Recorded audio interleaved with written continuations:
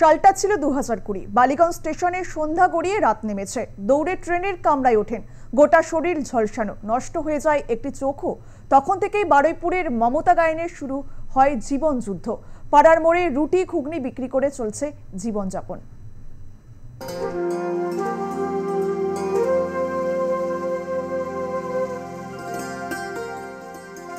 একটা ঘটনা জীবন থেকে কেড়ে নিয়েছে সব কিছু।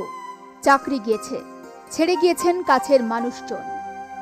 সব হারিয়েও অবশ্য লড়াই ছাড়েননি বারুইপুরের অ্যাসিড আক্রান্ত মমতা গায়েন। বেঁচে থাকা লড়াই লড়তে ছোট্ট ঠেলা গাড়িতে চা ঘুগনি বিক্রি করছেন বছর 50-এর এই মহিলা। তৈরি করছেন রুটিও। রোজ ঠেলা ঠেলে পাড়ার মোড়ে গিয়ে বসেন তিনি। সারা সন্ধে রুটি ঘুগনি চা বেচে বাড়ি ফেরেন রাতে। বারুইপুরের উকিলপাড়ার বাসিন্দা মমতা গায়েন।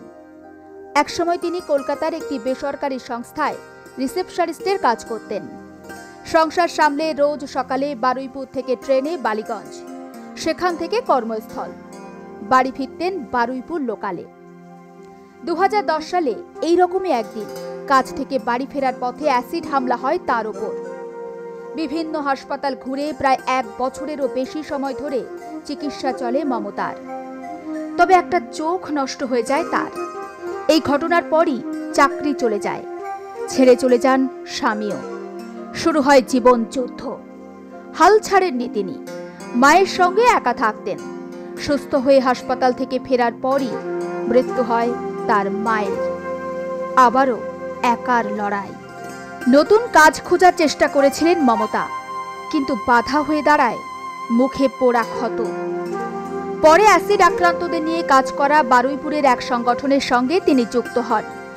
ধীরে ধীরে ফেরে আত্মবিশ্বাস। ঠেলাগাড়ি নিয়ে রোজ বিকেলে বেরিয়ে পড়েন। পাড়ার মোড়ে সেই ঠেলাগাড়িতে করেই চা বিস্কিট ঘুগনি বিক্রি করেন। 17-17 বারুইপুর লোকাল, এবং সেই ট্রেনটা আমি আসি না যদিও, কিন্তু সেদিন আমি একটু তাড়াতাড়ি ছুটি হয়ে গেছে আমি পেয়ে গেছি। আমি এসে আমি রানিংয়ে উঠেছিলাম, আর দুষ্কৃতীরা ভেতরে ছিল। সেখান থেকে তারা স্প্রে করতে করতে নামছিল, আর আমি সেই রানিং ট্রেনে উঠছিলাম। তারপরে আমাদের গেটের সামনে যখন আমি একটা পা দিই, আবার একটা পা দ্বিতীয় পা দেবো, তখন আমার মাথার পেছন দিকে অ্যাসিড পড়লে, এবং আমাদের গেটের সামনে বা ভিতরে 2-1 জনের লাগতে লাগতে চলে এসে গেটের সামনে যতক্ষণ লোক ছিল, কিছু লোকের মধ্যে অ্যাসিড লেগে গেছে। সেটা হচ্ছে আমরা 11 জন ছিলাম মোট। তার মধ্যে একটা বাচ্চা ছিল 10-11 বছর বয়স, সে মারা গেছেন সঙ্গে সঙ্গে, আর আমরা 10 জন আহত ছিলাম। পাড়ার অনেকেই রাতে খাবারের জন্য কিনে নিয়ে যান মমতার বানানো রুটি। চা ঘুগনি খেতেও ভিড় করেন অনেকে।